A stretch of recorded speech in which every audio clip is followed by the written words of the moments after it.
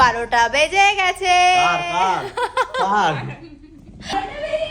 Happy birthday, happy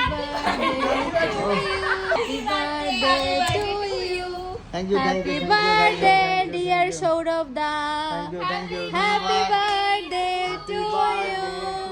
আমরা সবাই এখানে বসে আড্ডা মারছি। অনেক ভালোভাবে কাটার সারা জীবন, ঠিক আছে? আর কি কি চাস আমার থেকে বল? হ্যাঁ, কি চাস? 10-12টা সন্তান। ভালোবাসা দেয় না নাকি? কি বলছিস? Happy birthday to you, thank you, nobody likes you. Thank you. যাই হোক, আমরা এনজয় করছি। সৌরভদার বার্থডে পড়ে গেছে, আমার একটা গার্লফ্রেন্ড পেয়েছে যে কোনো সারপ্রাইজ প্ল্যানই করেনি। হ্যাঁ, কি ভাব তুই আমার ভাব। ভাবো কি একটা গার্লফ্রেন্ড জোগাইছো, খালি আইছে বয়ফ্রেন্ডের মুখ দেখতে একটা আমাকে নিয়ে আসলো।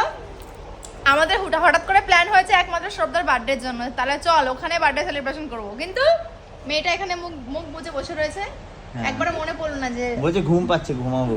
ভাবো ওর আজকেই ঘুমটা পাচ্ছে, 12টা অব্দি জেগে বলছে ঘুম পাচ্ছে, ঘুমাবো। আরে না 12টার আগ থেকেই বলছিল যে এখন তো সবে বার্থডে শুরু হয়েছে, এখনো সারাটা দিন রয়েছে। আর তাছাড়াও আমরা অনেক কিছু প্ল্যান করেছি, সেগুলো জানতে হ্যাঁ পারি। কালকে কালকে হবে। কালকে এই হবে তো? ক্লান্ত রোগী, আমরা এখন স্প্রিংস বেলা দেখছি, স্প্রিটস বেলা। Copyright মেরে দেবে।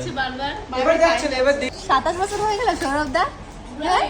এই কি দিন বুড়ো হয়ে গেছে তো, দেখতে দেখতে বুঝতেই পারলাম না বুড়ো হয়ে কি গেছে, হবে। এই বুড়ো হয়ে গেছে তো। বাচ্চাটা কবে হবে? কার আমরা প্ল্যান করছি খুব তাড়াতাড়ি বাচ্চাটা নেওয়ার।